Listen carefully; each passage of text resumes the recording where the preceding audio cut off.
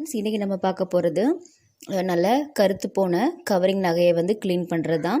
ஏற்கனவே நம்ம சப்ஸ்கிரைபர் கேட்டிருந்தாங்க கல் வச்ச கவரிங் நகையை வந்து எப்படி சுத்தம் பண்ணுறதுன்னு. இதெல்லாம் பார்த்திங்கன்னா கல் வச்ச கவரிங் கம்மல். இது பார்த்திங்கன்னா இங்கெல்லாம் நல்லா கருப்பாயிட்டு, இதையும் நம்ம வந்து எப்படி ஈஸியாக வீட்டில் இருக்கிற பொருளை வச்சு சுத்தம் பண்ணலான்னு தான் பார்க்க போகிறோம். அதே மாதிரி நான் 2 வளையலும் எடுத்திருக்கேன். கலர் போன கருப்படித்த வளையல் பாருங்கள், இங்கெல்லாம் வந்து கருப்பாக இருக்குது. இந்த வளையலும் எடுத்திருக்கேன். அதுக்கப்புறம் ஸ்டோன் வச்ச நகைக்கு வந்து கேட்டிருந்தாங்க. அதனால் இந்த நகையில் பார்த்திங்கன்னா அவ்வளோவா கருப்பாக இல்லை. ஒரு சில இடங்களில் இந்த மாதிரி இடங்களில் வந்து கருப்பாகி கலர் போயிருக்கு. இப்போ இதெல்லாம் நம்ம வந்து எப்படி ஈஸியாக க்ளீன் பண்ணுறதுன்னு தான் பார்க்க போகிறோம். நல்லா புதுசு மாதிரி ஆக்க போகிறோம். வாங்க இப்போ வீடியோக்குள்ளே போகலாம். நம்ம சேனலை ஃபஸ்ட் டைம் பார்க்குறவங்க சப்ஸ்கிரைப் பண்ணிக்கோங்க.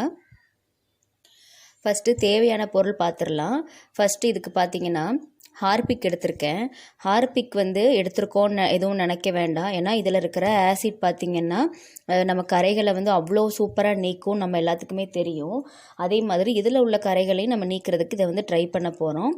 நீங்கள் வந்து கண்டிப்பாக இந்த வீடியோ இந்த மாதிரி நீங்கள் செஞ்சு பார்க்கும்போது கண்டிப்பாக உங்கள் கையில் வந்து க்ளவுஸோ இல்லைனா ஒரு பிளாஸ்டிக் கவரோ கட்டிக்கிட்டு பண்ணுங்கள். ஏன்னா வந்து ஹார்பிக்கில் ஆசிட் இருக்கிறதுனால நம்ம கைக்கு ஏதாச்சும் பாதிப்பு வரலாம். அதில் கண்டிப்பாக ப்ளீஸ் இது செய்யும்போது கையில் ஏதாவது க்ளவுஸ் இல்லைனா கவரோ ஏதாவது கட்டிட்டு பண்ணுங்கள்.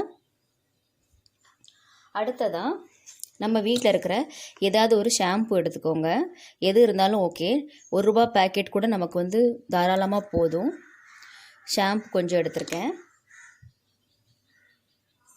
அடுத்ததாக கோல்கேட் பேஸ்ட் இல்லை, எங்கள் வீட்டில் இந்த பேஸ்ட் தான் இருந்தது.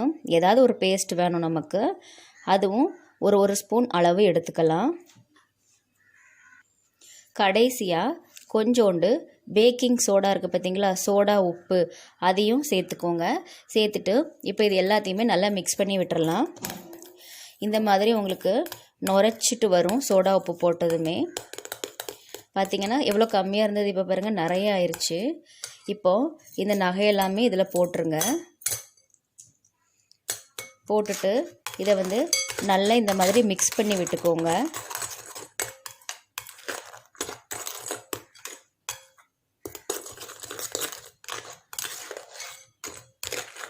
ஸ்பூன் வச்சு பண்ணிக்கோங்க. கை வந்து நம்ம சொல்லியிருந்தோம் பார்த்திங்களா, க்ளவுஸ் இல்லைன்னா நம்ம வெறும் கையை வச்சு விட வேண்டாம். இப்போது இதை ஒரு 10 நிமிஷம் அப்படியே ஊற வச்சிடலாம். 10 நிமிஷம் ஆயிட்டு இப்போ இந்த நுரெல்லாம் நல்ல ஓரளவு அடங்கியிருக்கும்.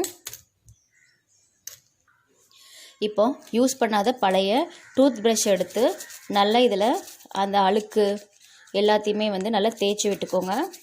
கண்டிப்பாக கையில் க்ளவுஸ் போட்டுக்கோங்க ஃப்ரெண்ட்ஸ்.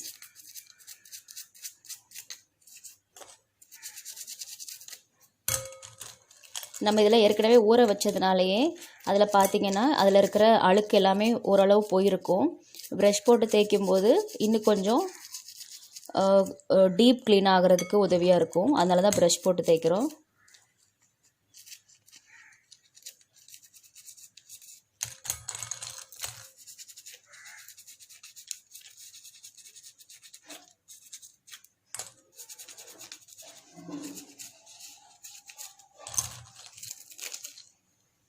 எல்லாத்தையுமே நல்லா ப்ரஷ் போட்டு தேய்ச்சாச்சு. இப்போ தண்ணியில் கழுவிட்டு வந்துடுறேன் ஃப்ரெண்ட்ஸ். இப்போ எல்லாத்தையுமே நல்லா தண்ணி வச்சு கழுவியாச்சு. இப்போ பார்த்திங்கன்னா நல்லா பளிச்சுன்னு இருக்கும்.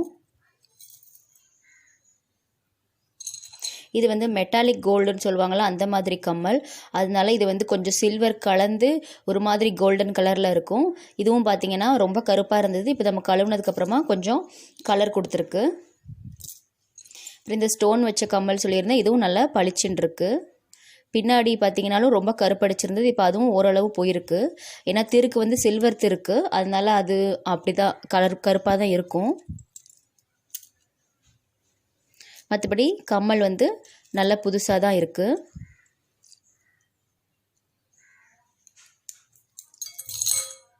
இப்போ கடைசியாக ஃபைனல் டச்சாக 1 ஸ்பூன் மஞ்சள் பொடி சேர்க்க போகிறோம். மஞ்சள் பொடி வந்து நம்ம எல்லா நகை பொருட்களுக்குமே சேர்க்குறது ரொம்ப நல்லது. ஏற்கனவே என்னோட பழைய வீடியோஸ்லலாம் நான் வந்து கண்டிப்பாக சேர்த்துருப்பேன். இது வந்து நம்மளுடைய தங்க நகைக்காக இருக்கட்டும், கவரிங்காக இருக்கட்டும், நல்ல ஒரு கலரை கொடுக்கும். அது மட்டும் இல்லாமல் உங்களுக்கு நல்ல ஒரு புதுசு போல் ஒரு தன்மையை கொடுக்கு. மஞ்சள் சேர்க்கறதால நீங்கள் நினைக்கலாம் இது எவ்வளோ நாளைக்கு இருக்கும் அப்படின்னு. மஞ்சள் சேர்த்துட்டு நம்ம நார்மலாக நீங்கள் வந்து டெய்லி யூஸ் பண்ணுறதா இருந்துச்சிங்கன்னா ஒரு வாரம் வரைக்கும் அந்த மஞ்சளோட கலர் இருக்கும். நீங்கள் அப்பப்போ யூஸ் பண்ணிவிட்டு கலட்டி வச்சிங்கன்னா உங்களுக்கு ரொம்ப நாள் வரைக்கும் மஞ்சள் கலர் போகாமல் புதுசு போலே இருக்கும். இப்போது மஞ்சள் போட்டு நல்லா மிக்ஸ் பண்ணியாச்சு. இப்போ இதையும் தண்ணி வச்சு கழுவிடலாம். அவ்வளோதான் ஃப்ரெண்ட்ஸ், நான் நல்லா கழுவி எடுத்துட்டேன். இது என்ன மஞ்சள்னு கேட்கலாம். இது சாதாரண குழம்புக்கு போடுற சாதாரண மஞ்சள் தான், வேறு எந்த மஞ்சளும் கிடையாது. கஸ்தூரி மஞ்சள் போடலாமான்னு கேட்டிருந்தாங்க. கஸ்தூரி மஞ்சளை விட குழம்பு மஞ்சள் போடும்போது உங்களுக்கு வந்து இன்னும் நல்லா பிரைட்டாக தெரியும். பார்த்திங்கன்னா எல்லாமே முன்னாடி இருந்ததை விட இப்போ நல்லாவே இருக்குது பளிச்சுன்னு.